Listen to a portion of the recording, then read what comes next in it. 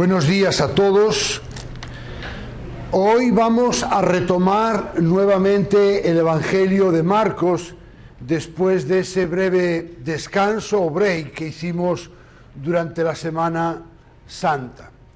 Y antes de entrar en ese repaso, quiero recordarles o decirles a las personas que nos visitan y que lo llevan haciendo desde hace poco tiempo, que estamos predicando la serie sobre el Evangelio de Marcos. Así que le animamos y le invitamos a que usted pueda ir a las redes, ¿verdad?, Facebook, al canal de YouTube, para poder escuchar las predicaciones que hasta este momento se han hecho del Evangelio de Marcos.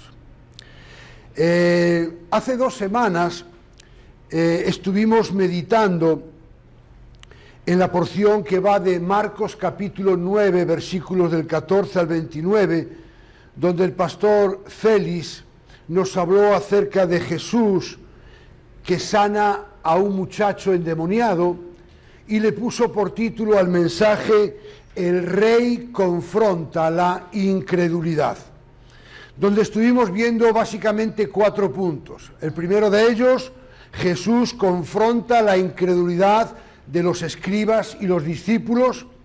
Después vimos cómo Jesús atiende al padre y al muchacho. Vimos cómo Jesús también confronta la incredulidad del padre. Y por último, Jesús libertando a este muchacho. Y finalizó el pastor Félix diciendo que dentro de la iglesia aquel día probablemente cada uno de nosotros pudiéramos estar en alguna de las siguientes categorías. Una, podríamos ser como los escribas que no creen en Jesús como el Rey de Gloria. O también podríamos ser como los discípulos, aparentemente muy cerca de Jesús y al mismo tiempo tan lejos. O podríamos ser como el Padre. Creemos, pero a veces las circunstancias por las que pasamos nos hacen dudar. Y por último, como el muchacho, donde algo o alguien nos puede tener atado. Y acabó, entre otras cosas, el pastor Félix con esta declaración: la vida cristiana requiere consagración, oración y dependencia del Señor y de su palabra, para que su Espíritu haga su obra en nosotros. Ahí es donde lo dejamos hace 2 semanas, y hoy vamos a estar meditando en la porción que se encuentra en el capítulo 9 del Evangelio de Marcos. Le invito a que vaya ahí, y vamos a estar meditando los versículos del 30 al 50. Y he titulado el mensaje en esta mañana: las enseñanzas del Rey. Creo recordar que hace algunas semanas también le puse el mismo título a un mensaje. No se preocupe, no hay que ser original, ¿verdad? Esto es lo que el texto nos habla, las enseñanzas del Rey, donde vamos a estar viendo 3 puntos. El primero: Jesús anuncia su muerte y resurrección, capítulo 9, versos del 30 al 32. Jesús identifica la grandeza con el servicio, capítulo 9, versos 33 al 37. Y por último, Jesús reprende a sus discípulos, versículos del 38 al 50. Así que en vez de leer toda la porción junta ahora, lo que vamos a ir es leyéndola de acuerdo vayamos meditando en ella. Así que en primer lugar vamos a ver cómo Jesús anuncia su muerte y resurrección. Versos del 30 al 32. Y dice así esta porción: saliendo de allí, iban pasando por Galilea, y él no quería que nadie lo supiera, porque enseñaba a sus discípulos y les decía: el Hijo del Hombre será entregado en manos de los hombres, y lo matarán. Y después de muerto, a los 3 días resucitará. Y dice Marcos: pero ellos no entendían lo que decía, y tenían miedo de preguntar a Jesús. Jesús comienza su viaje a Jerusalén, donde sería crucificado meses después. Y dice Marcos que Jesús no quería que nadie lo supiera. Parece algo contradictorio, ¿verdad? Ahora, ¿por qué no quería que nadie lo supiera? Bueno, básicamente porque Jesús estaba buscando privacidad con sus discípulos para prepararlos precisamente para ese acontecimiento que les acababa de anunciar un poco antes y que les iba a anunciar ahora mismo. Así que les dice por segunda vez: el Hijo del Hombre será entregado en manos de los hombres y lo matarán, y después de muerto, a los 3 días resucitará. Es interesante porque estas palabras de Jesús y sobre todo la expresión será entregado por manos de los hombres ponen de manifiesto el plan divino. Escuche bien, fue Dios mismo, fue el Padre quien entregó a su Hijo en manos de los hombres. Y eso no lo digo yo, esa misma idea la confirma el apóstol Pablo cuando dijo a los Romanos capítulo 8, verso 32, el que no negó ni a su propio Hijo, está hablando del Padre, sino que lo entregó por todos nosotros, ¿cómo no nos dará junto con Él todas las cosas? Así que quien entregó a Jesús fue el Padre. Ahora, ¿cómo respondieron los discípulos a este anuncio? En primer lugar, dice Marcos que no entendían. Probablemente seguían teniendo un concepto equivocado en cuanto a lo que implicaba que Jesús fuera el Cristo, el Mesías, el Hijo del Dios viviente.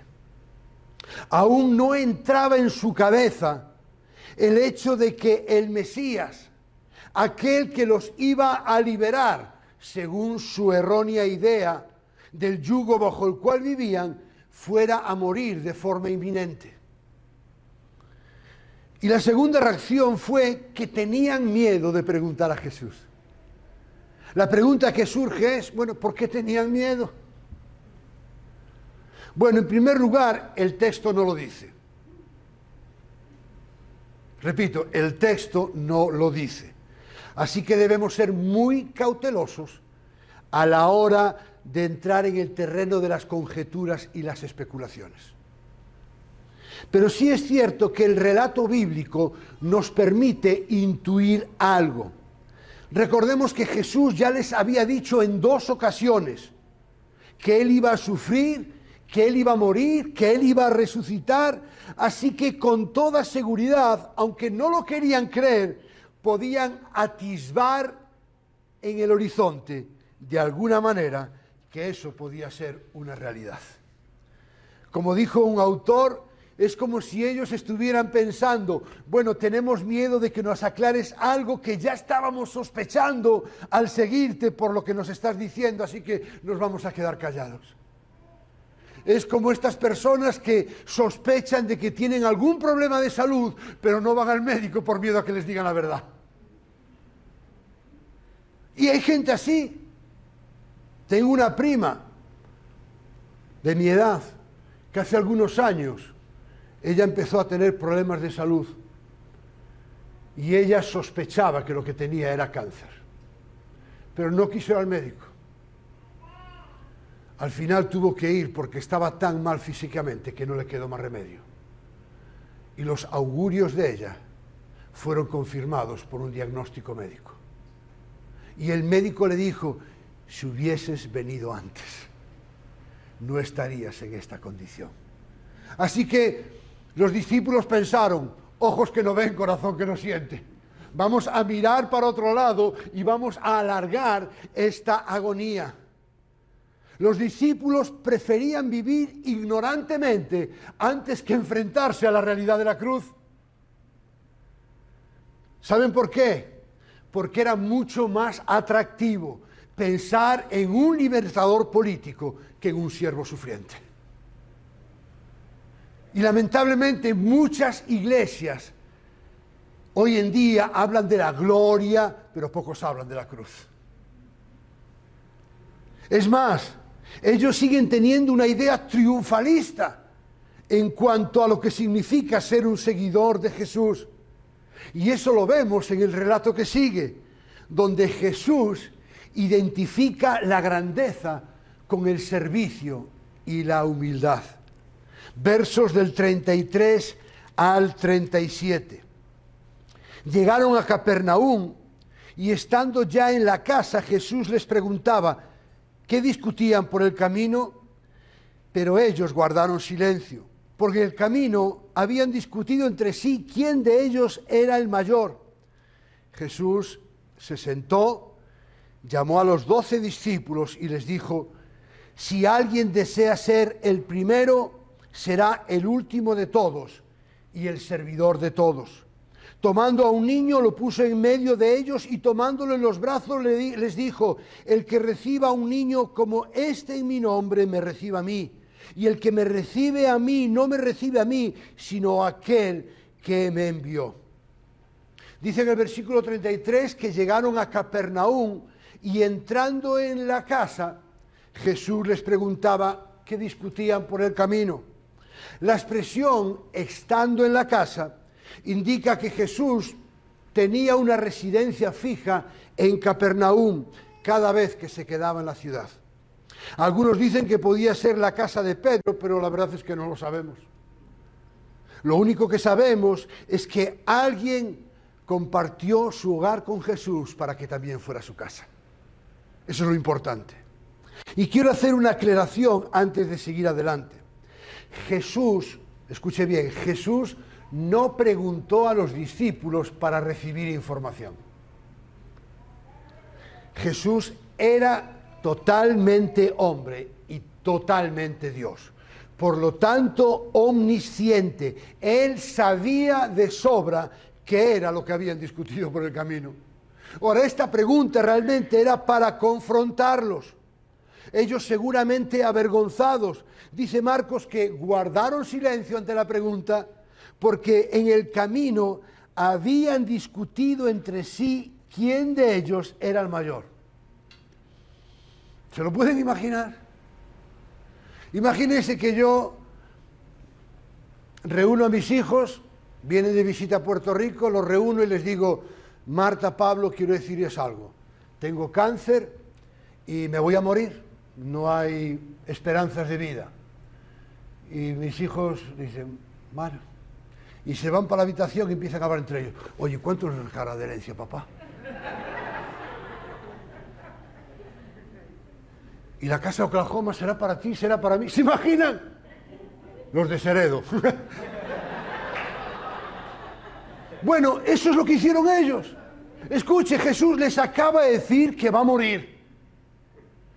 Les acaba de decir el momento de dolor por el cual Él va a pasar. Y ellos únicamente estaban preocupados por quién sería el mayor. A lo mejor pensaban: bueno, si Él se muere, ¿quién quedará en su lugar? ¿Quién será su sucesor? Y esto confirma las palabras del verso 32 de que no entendían nada. No entendían nada. Mientras Jesús les hablaba de la cruz, ellos solo pensaban en coronas. Y hay cristianos hoy en día que siguen pensando en las coronas y olvidan el precio que Cristo tuvo que pagar en aquella cruz. Así que Jesús muestra una vez más una paciencia infinita hacia sus discípulos. Y dice Marcos que se sentó, no se enfadó, aunque tenía motivos, se sentó, llamó a sus discípulos y les dijo: si alguien desea ser el primero, será el último de todos y el servidor de todos. El sentarse en primer lugar nos muestra la posición que los rabinos adoptaban cada vez que iban a enseñar. Y recordemos, por otro lado, que los discípulos habían estado discutiendo de quién era el mayor, así que Jesús les va a decir precisamente cuáles son las características de alguien que desea, como en el caso de ellos, ser el mayor o como dijo Jesús, ser el primero. Así que Jesús les dice, el que desee ser el primero será el último de todos.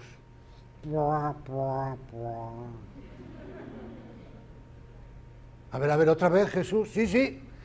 El que desee ser el primero será el último de todos y el servidor de todos. Esto es una patada a los dos riñones. Porque el concepto que tenían los discípulos acerca del liderazgo y de la grandeza, y que tienen muchos cristianos hoy en día, derivado de su cultura y de sus ideas, tenía que ser cambiado. Como dice John MacArthur, quienes busquen dominar sobre otros no serán los más grandes en el reino, sino aquellos que humildemente sirven a otros. El Señor les dio con su respuesta una lección de humildad y les indicó que la grandeza en el reino de los cielos se mide por la disposición en servicio a Dios y a los demás. Y Jesús lo que hace, como en otras ocasiones, les da un ejemplo visual, algo práctico, algo que ellos puedan entender. Y dice el versículo 36, que tomando a un niño, lo puso en medio de ellos. Y tomándolo en brazos les dijo, el que reciba a un niño en mi nombre, me recibe a mí. Y el que me recibe a mí, no me recibe a mí, sino a aquel que me envió. El hecho de que Jesús haya escogido a un niño nos habla de su intencionalidad, ya que los niños en aquella época no eran valorados de la misma manera que Jesús lo hacía. Los niños eran tenidos un poco en menos. Así que lo que Jesús está declarando es que el camino a la grandeza pasa por entregarnos al servicio de aquellos que son como niños, de aquellos que son débiles, que son menospreciados muchas veces en su rebaño. Cuidar de un niño pequeño o de uno que como un niño necesita de nuestra compasión, de nuestra protección y guía, de nuestra ayuda, es en realidad hacer algo grande. Tan grande que hacerlo en nombre de Cristo y por Él es prestar atención verdadera al servicio a Cristo. Ahora, si vamos al Evangelio de Mateo, capítulo 25, no hace falta que lo busque, yo lo leo, Jesús confirma esto mismo. Dice, pero cuando el Hijo del Hombre, Mateo 25, versos del 31 al 40, pero cuando el Hijo del Hombre venga en su gloria y todos los ángeles con Él, entonces Él se sentará en el trono de su gloria y serán reunidas delante de Él todas las naciones y separará a unos de otros como el pastor separa las ovejas de los cabritos y pondrá las ovejas a su derecha y los cabritos a su izquierda. Entonces el Rey dirá a los de su derecha, vengan benditos de mi Padre, hereden el reino preparado para ustedes desde la fundación del mundo, porque tuve hambre y ustedes me dieron de comer, tuve sed y me dieron de beber, fui extranjero y me recibieron, estaba desnudo y me vistieron, enfermo y visitaron en la cárcel y vinieron a mí. Entonces los justos le responderán diciendo, Señor, ¿cuándo te vimos hambriento y te dimos de comer, o sediento y te dimos de beber? ¿Y cuándo te vimos como extranjero y te recibimos, o desnudo y te vestimos? ¿Cuándo te vimos enfermo o en la cárcel y vinimos a ti? El Rey les responderá, en verdad les digo que en cuanto lo hicieron a uno de estos hermanos míos, aún los más pequeños, a mí me lo hicieron. La verdadera grandeza consiste en recibir a un niño débil, desamparado, en el nombre de Cristo. Esta disposición de humillarse en servicio es una marca de la verdadera estatura que buscaban ellos. Y hacerlo es servir a Cristo. Y al servirlo a Él, también servimos al Padre. Pero quiero hacer una aclaración. Tenemos que ser muy cuidadosos con hacer las cosas correctas con las motivaciones incorrectas. No se trata de hacer esto esperando una recompensa. Se trata de hacer eso porque ya hemos sido recompensados. Ya hemos recibido el regalo de la vida eterna. Y conforme a que somos hijos de Dios, entonces servimos a los débiles, a los desamparados, a los niños, para honrar y glorificar a aquel que nos rescató de las tinieblas y nos llevó a su luz admirable. Y por último, vamos a ver cómo Jesús reprende a sus discípulos. Versos del 38 al 50. Maestro, dijo Juan, vimos a uno echando fuera demonios en tu nombre y tratamos de impedírselo porque no nos seguía. Pero Jesús dijo, no se lo impidan porque no hay nadie que haga un milagro en mi nombre y que pueda enseguida hablar mal de mí. Pues el que no está contra nosotros, por nosotros está. Porque cualquiera que les dé a ustedes a beber un vaso de agua por razón de su nombre, como seguidores de Cristo, en verdad les digo que no perderá su recompensa. Cualquiera que haga pecar a uno de estos pequeñitos que creen en mí, mejor le fuera si le hubieran atado al cuello una piedra de molino de las que mueve un asno y lo hubiesen echado al mar. Si tu mano te es ocasión de pecar, córtala. Te es mejor entrar en la vida manco que teniendo las dos manos ir al infierno, al fuego que no se apaga, donde el gusano de ellos no muere y el fuego no se apaga. Y si tu pie te es ocasión de pecar, córtalo.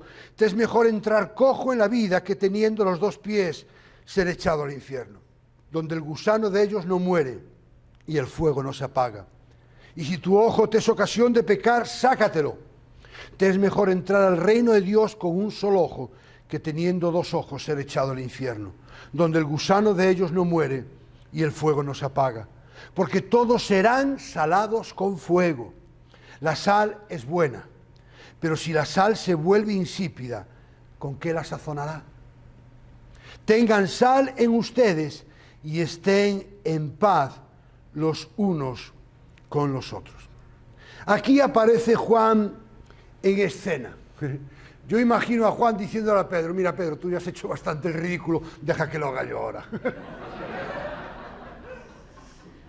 Así que Juan tomó el relevo de Pedro y le dijo, maestro, vimos uno echando fuera demonios en tu nombre y tratamos de impedírselo porque no nos seguía. Hay un refrán o dicho en España que dice que por la boca muere el pez. Y eso fue lo que le pasó a Juan. Sus palabras lo delataron. Y las palabras de Juan demuestran, entre otras cosas, sectarismo religioso.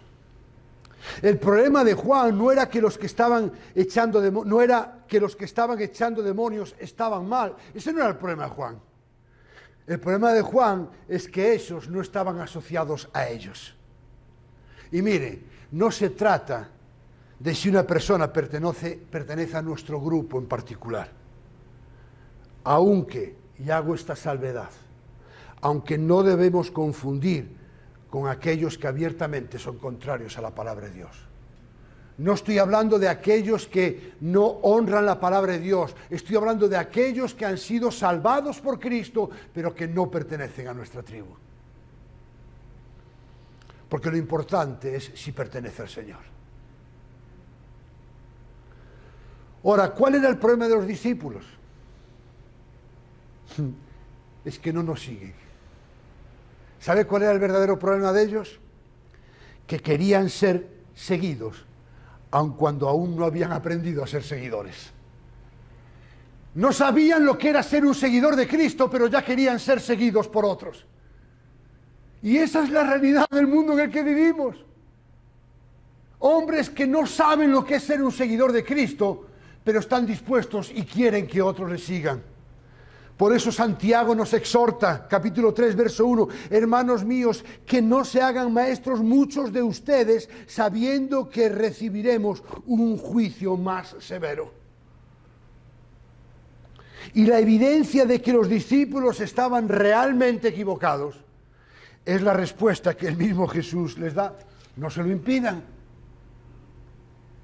Y el argumento es, el que no está contra nosotros, por nosotros es. Es decir, una persona no puede dar amistad y hostilidad hacia Jesús al mismo tiempo. Y por otro lado, los cristianos, escuche bien, debemos ser generosamente tolerables con todos los creyentes. Y subrayo, creyentes. Pero debemos ser generosamente tolerables con todos los creyentes, cualquiera que sea el nombre que ostenta. Recordemos las palabras de Agustín de Hipona. En las creencias esenciales tenemos unidad. En las creencias no esenciales tenemos libertad. Y en todo tenemos caridad. Y a muchos de nosotros se nos llena la boca con estas palabras. Pero sin embargo, a la hora de debatimos en las verdades que no son esenciales. Y uno va a las redes sociales y se queda maravillado de la cantidad de discusiones absurdas que no glorifican a Dios. Discutiendo por temas que son del tercer nivel muchas veces, pero discutiendo como si les fuera la vida en ello. Alguien dijo que la fe es práctica, es seguimiento, no es tener un nombre o una etiqueta. Y estas palabras de Jesús nos deberían llevar, hermanos, a valorar, a respetar y apreciar lo que hacen otros creyentes, que son ajenos muchas veces a ver las cosas como nosotros las vemos. Pero tenemos que huir del sectarismo, tenemos que huir del elitismo religioso. Y en el versículo 41, que dice: porque cualquiera que les dé a ustedes a beber un vaso de agua por razón de su nombre, como seguidores de Cristo, en verdad les digo que no perderá su recompensa. Tenemos que ser muy cuidadosos, porque no está hablando de una salvación por obras. Porque uno lee eso, ve la palabra recompensa y puede pensar, ok, si hago eso, entonces obtengo la recompensa de la vida eterna. Escuche, no hay nada que usted y yo podamos hacer que nos dé la vida eterna. Eso ya lo hizo Cristo en la cruz del Calvario. Lo que dice es que cualquiera que muestre empatía con la causa de Jesús, dándole un vaso de agua a sus seguidores, demuestra que ellos también están avanzando hacia el reino. Aunque no sean de nuestro grupo, porque en definitiva son de Cristo. Y eso es lo que realmente importa, que sean de Cristo. Y el versículo 42 es una seria advertencia en contra de ser piedra de tropiezo aquellos que son como niños. Es decir, aquellos que son débiles en la fe o incluso recién convertidos. La pregunta es, ¿cómo podemos ser piedra de tropiezo para este tipo de creyentes? Pues de varias maneras. Siendo un mal ejemplo para ellos. Viviendo vidas que no honran y glorifican a Dios. De hecho, hay gente que ha desaparecido de las iglesias por el mal testimonio de los creyentes. Hay gente que ha hecho tropezar a esos débiles por vivir vidas disolutas. También puede ser por un mal consejo. A veces puede ser incluso por una crítica mordaz. O incluso por ver cómo los cristianos discuten, entre otras cosas, en las redes sociales. Y cuando un cristiano sincero, débil, un niño en Cristo, ve cierto tipo de debates, lo que le dan ganas es de salir corriendo. Porque lo que uno puede pensar, si ellos son creyentes, si supuestamente son creyentes maduros, ¿cómo están con estas estupideces? ¿Cómo pueden hablar de esa manera? ¿Cómo pueden tratarse de esa manera? Gente que se trata mal en las redes sociales. Gente que roza el insulto y la mala educación. Eso es ser piedra de tropiezo para los más débiles. Hace muchos años conocí a un hermano en la iglesia donde el hermano de Elena es pastor, hace muchos años. Y de vez en cuando visitábamos la iglesia cuando íbamos de vacaciones, y en uno de nuestros viajes eché en falta a un hermano que normalmente era un hermano fiel. Y le pregunté a mi cuñado, bueno, ¿y este hermano ya no viene a la iglesia? Y me dijo, no, dejó de congregarse. Y me dijo, ¿por qué? Porque alguien le dejó unos vídeos. ¿Saben lo que es un vídeo? Un vídeo, ¿verdad? Un vídeo. Eran vídeos de telepredicadores. Y cuando los vio, dijo, si eso es lo que hace el Espíritu Santo, yo no lo tengo. Por lo tanto, no soy creyente, me voy para casa. Una mala información, una información errónea y que no está de acuerdo a las Escrituras, puede ser piedra de tropiezo para alguien que esté acercándose a Dios, porque crea que eso es la verdad y como él está es mentira. Conclusión, hasta el día de hoy, nunca más volvió a la iglesia. En los versículos 43 al 48, Jesús lo que destaca es la necesidad de la autodisciplina. Aquellos que emprenden la carrera del verdadero discipulado cristiano deben batallar constantemente con sus deseos y apetitos carnales. Satisfacer nuestros deseos y apetitos carnales invita a la ruina, mientras que luchar contra ellos y controlarlos asegura la victoria espiritual. Por otro lado, también debemos ser cuidadosos, porque si vemos esta porción de manera aislada, se puede llegar a la conclusión de que los creyentes genuinos pueden perder la salvación o irse al infierno. Pero esta idea, escuche bien, es totalmente contraria a toda la enseñanza del Nuevo Testamento. Escuche bien, cualquiera que vaya al infierno jamás ha sido salvo, aunque profese haber creído en Cristo. Lo puedo decir más alto, no más claro. Cualquiera que vaya al infierno jamás ha sido salvo, aunque profese haber creído en Cristo. Y desde el versículo 41 al 48, Jesús está manteniendo esa tensión entre la solidaridad entre los creyentes y el no exclusivismo en la comunidad de fe. Es una exhortación a mantenernos solidarios con otros creyentes y a no creernos exclusivos. Hay un autor que habla de lo bueno de afuera, que debe ser afirmado, y lo malo de dentro, que debe ser extirpado. Y muchas veces hay bueno de afuera, bueno de fuera de nuestro grupo, de nuestra tribu, de nuestra denominación, que necesita ser afirmado en Cristo. Pero por otro lado, hay gente dentro de nosotros que tienen que ser extirpados. Porque aunque pertenezcan a un grupo, no pertenecen a Cristo. El versículo 49, según la mayoría de los eruditos, apunta a que los creyentes son purificados, salados, mediante el sufrimiento y la persecución. Dice, porque todos serán salados con fuego. Y por otro lado, recordemos que Jesús en el Sermón del Monte dijo que los creyentes somos la sal de la tierra. Es decir, solo podremos ser sal. Recuerden que la sal era algo que se utilizaba para evitar la putrefacción.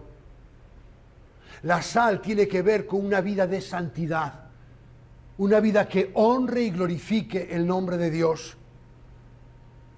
Y solo podremos ser sal, escuche bien, por la presencia del Espíritu Santo que mora dentro de nosotros. pero también por la comunión diaria con Dios, por medio de la oración y la asimilación de su palabra. Y acaba Jesús diciendo: tengan sal en ustedes y estén en paz los unos con los otros. Parece que son dos ideas que no tienen mucho que ver, pero esta idea o estas palabras de Jesús son un doble llamado a aquellos que nos decimos ser seguidores de Él. En primer lugar, es un llamado a la santidad, a no vivir vidas mediocres.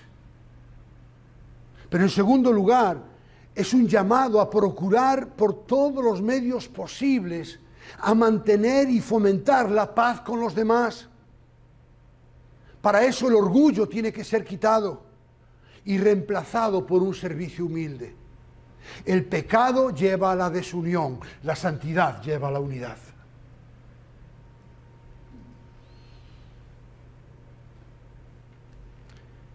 Y mire, concluyendo, mientras que las peticiones humanas, como la de los discípulos, de grandeza y estatus, dividen a los creyentes, seguir a Jesús hacia el reino trae paz en nuestras relaciones. Ahora, ¿por qué es tan importante vivir en santidad y tener paz con los demás? Bueno, la respuesta la encontramos en la palabra de Dios. Hebreos 12:14 dice: busquen la paz con todos. Pero también con todos. Y sí, también. Y sí, en cualquiera que usted esté pensando, sí. Busquen la paz con todos y la santidad. ¿Por qué? Porque sin eso nadie podrá ver a Dios. ¡Wow! La falta de santidad nos paraliza de tal manera que no podemos percibir las cosas espirituales. La falta de santidad nubla nuestra mirada, de tal manera que no podemos percibir las cosas de Dios, no podemos escuchar a Dios cuando vamos a su palabra. Pero para eso también es importante tener paz los unos con los otros. Como decimos los pastores cada domingo, la pregunta es: ¿cómo aplicamos este mensaje a nuestras vidas? Si usted y yo somos creyentes, como saben, me encanta hacer preguntas, y no es para molestar, es para confrontar. Pero si usted y yo somos creyentes, la primera pregunta es: ¿buscamos ser reconocidos y ser grandes o buscamos ser servidores? Segunda pregunta: ¿hay orgullo espiritual hacia aquellos creyentes genuinos que no pertenecen a nuestro grupo? ¿Hay elitismo religioso? Tercera pregunta: ¿tenemos una actitud sectaria y elitista, como dije, hacia los demás hijos de Dios? 4.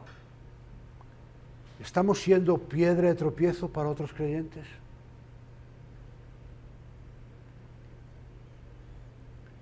5. ¿Hay algo en nuestras vidas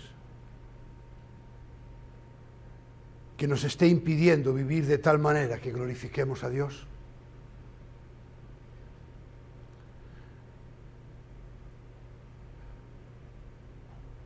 Otra pregunta sería: ¿estamos haciendo algo para arrancar de nuestras vidas aquello que no agrada a Dios? ¿O nos encanta coquetear con el pecado? Y la pregunta última es: ¿estamos buscando la santidad? y la paz con otros.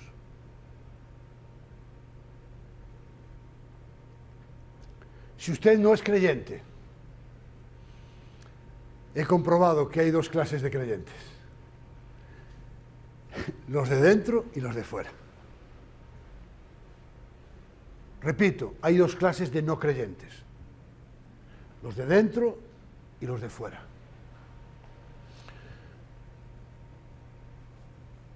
Si usted es un no creyente desde los de dentro, quiero decirle que no es lo que usted profesa ser. No es lo que usted dice creer. Es si hay correlación entre lo que usted dice creer y su manera de vivir.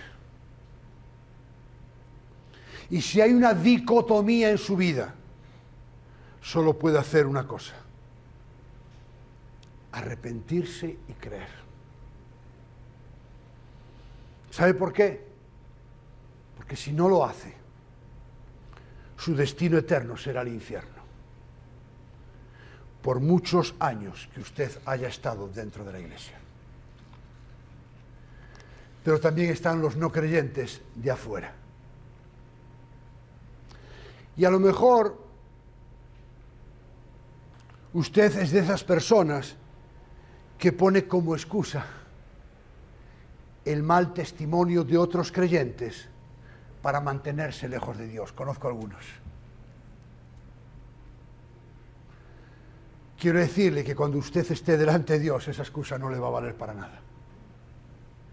Porque cuando usted esté delante de Dios y le diga, bueno, ¿sabe qué pasa? Yo no quise ser cristiano porque menudos éramos cristianos. Tenía un vecino que menudo testimonio. Y yo imagino a Dios diciendo, ¿y eso qué tiene que ver conmigo?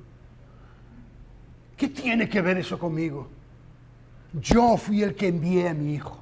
Mi hijo fue el que vivió una vida perfecta, que murió en aquella cruz. ¿Qué tiene que ver eso conmigo?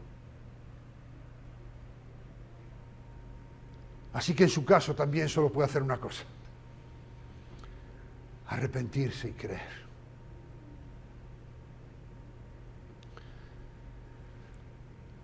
He de reconocer, y el pastor Félix es consciente de eso, que preparar este mensaje ha sido probablemente uno de los mensajes más difíciles que yo he preparado.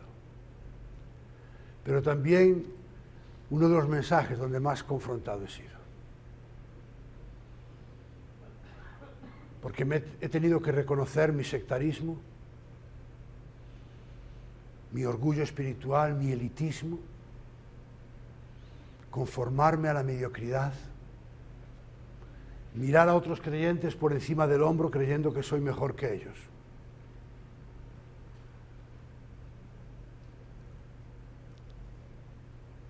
Y he tenido que pedirle perdón al Señor. Así que yo espero y le pido al Señor que podamos ser honestos en nuestras respuestas a estas preguntas.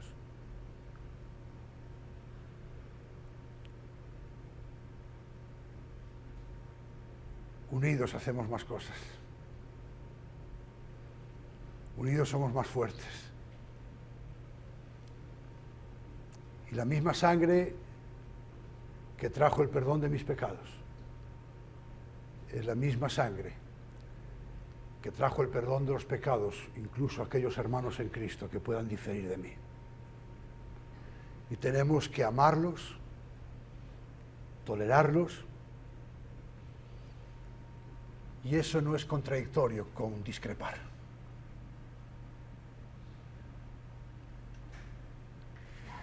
Hablando un día sobre la unidad de la Iglesia, utilicé una frase que creo que viene muy bien ahora.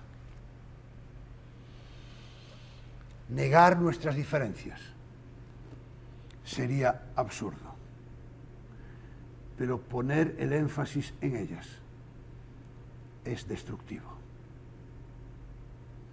Así que yo le animo a que juntos podamos edificar el reino de Dios. Vamos a orar. Padre amado, queremos alabarte y bendecirte y darte la gloria, la honra y el honor que solamente tú te mereces. Perdónanos, Señor, por nuestro sectarismo, por querer ser grandes y no servidores. Perdónanos por dejarnos llevar por el pecado y vivir vidas de mediocridad. Perdónanos, Señor, por no buscar la santidad. Perdónanos, Señor, por no buscar la paz con todos. Ayúdanos, Señor. Necesitamos que tú nos capacites. Necesitamos que tu Espíritu Santo traiga convicción de pecado. Confesarlos delante de ti, sabiendo que tú eres fiel y justo para perdonar nuestros pecados y limpiarnos de toda maldad. Señor, recibe toda la gloria, la honra y el honor, en el nombre de Jesús. Amén.